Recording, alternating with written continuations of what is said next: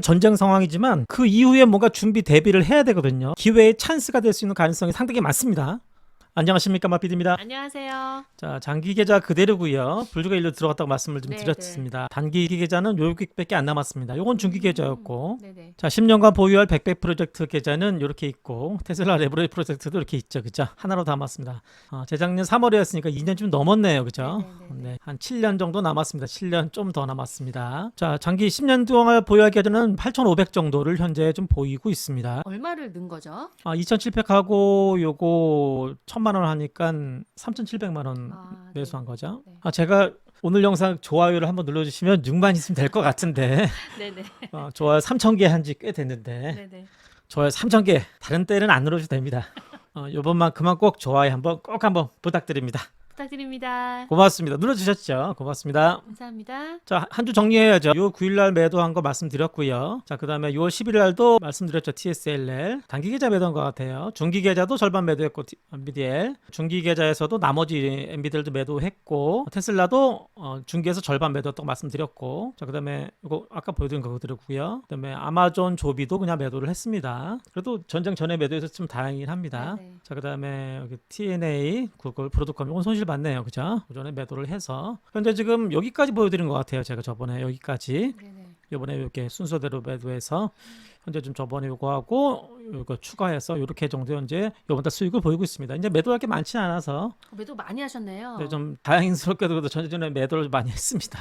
전쟁 날 건 미리 아신 건 아니시죠? 잘 몰라요. 운 좋았을 뿐입니다. 마피디님, 이스라엘과 이란 전쟁이 지금 계속 심각해지고 있는 것 같아요. 자, 쉽지가 않아요. 네. 자, 보셨죠? 이거 뉴스에서도 네, 그죠? 네, 네. 쏘면은 격추시켜서. 네. 근데 이게 비싸요. 이게 비싸요. 이렇게 이란의 뭐 드론 같은 경우는 몇백만 원 정도밖에 안 되는데 네네. 방공 시스템은 좀 비쌉니다. 꽤 비싸기 때문에 장기전 됐다가는 좀 피해가 좀 있습니다. 그래서 미국도 좀 도와줘야 되거든요.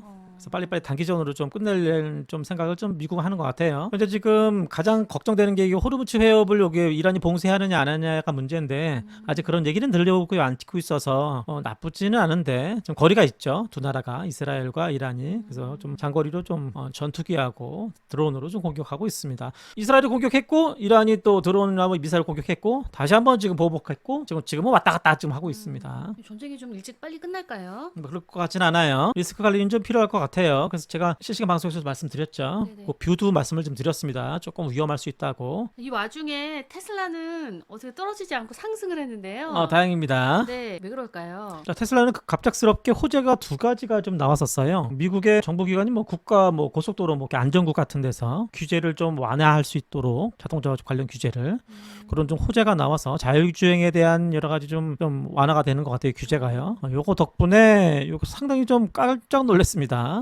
시기가 이런 전쟁 상황에서 나올지 그래서 조금 비실비실하다가 좀 상승을 했고요.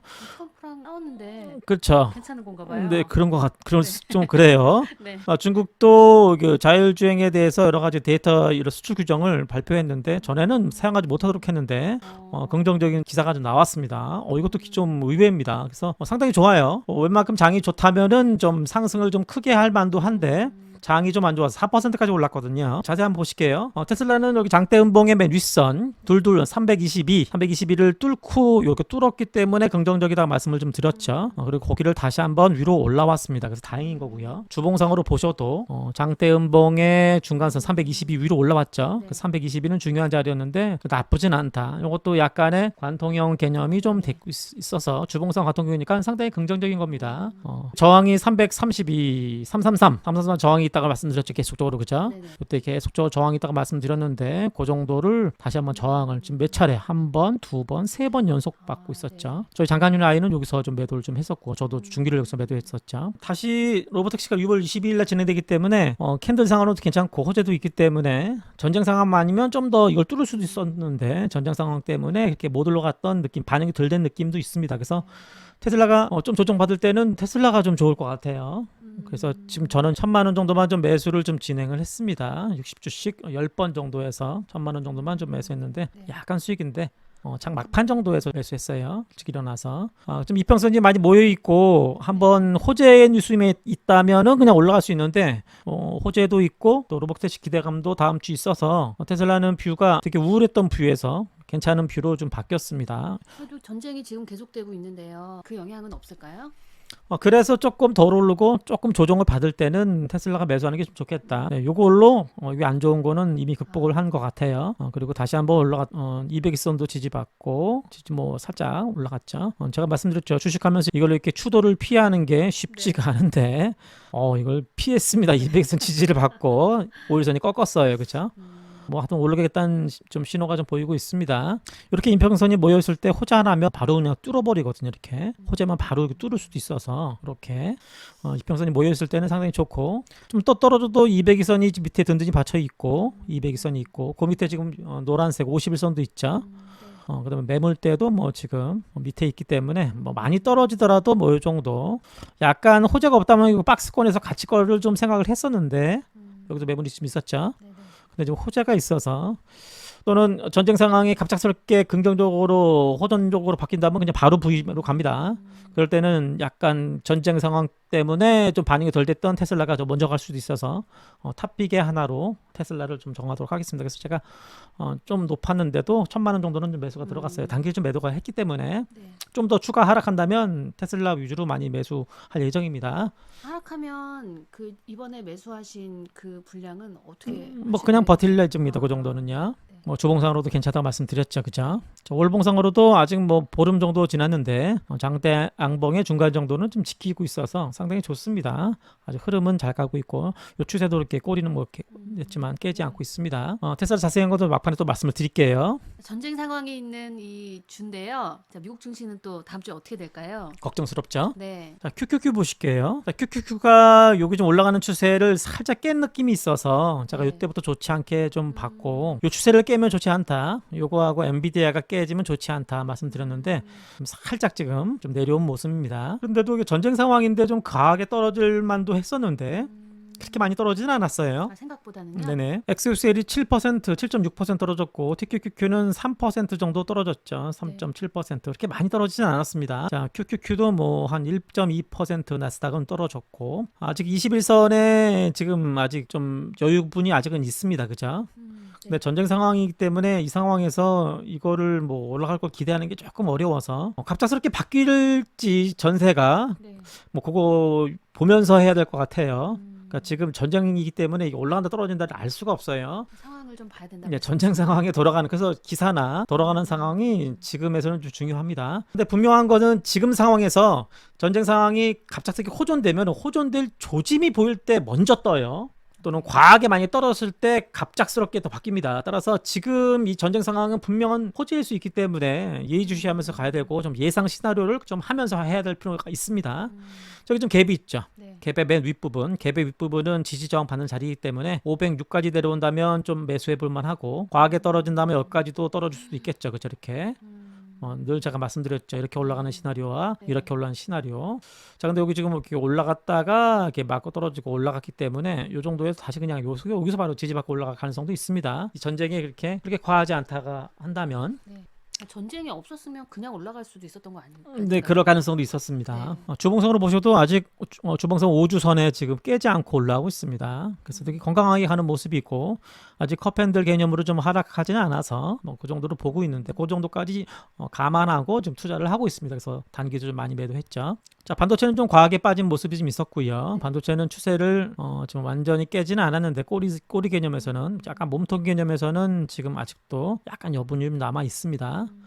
근데 요 추세는 좀 깼어요. 요 추세 계속적으로 급하게 올라가는 추세는 단기적 추세 네, 말씀하시죠? 아주 그냥 그런 단기는. 그렇더라도 좀 여기 200일선이 있기 때문에 214, 그다음에 21선도 있고 여기 두 개가 멈춰 있죠. 고정되면 또 지지받을 수도 있기 때문에, 그래서 200일선 정도 지지받을 때는 좀 괜찮을 것 같고요. 또는 여기 지금 연두색 121선 정도에는 좀 매수 타점이 가능할 것 같아요. 엔비디아도 추세를 살짝 좀 깨고 내려와서 좀 좋지는 않고요. 약간 추가적으로 약간 조정받을 가능성도 좀 있는데, 말씀드린 대로 이 정도까지 내려온다면 상당히 찬스이기 때문에 내려올수록 엔비디아는 좀 매수 타점은 좀 봐야 될 것 같아요. 130달러 초반 부근에서 정도 괜찮은 매수 타점이 좀 보이고 있습니다. 이 전쟁이 갑작스럽게 과하게 진행된다면 훅 빠질 수 있기 때문에 지금 한번 쏘고 다시 보복하고 쏘고 보복하고 좀 왔다 갔다 두세 번을 했거든요.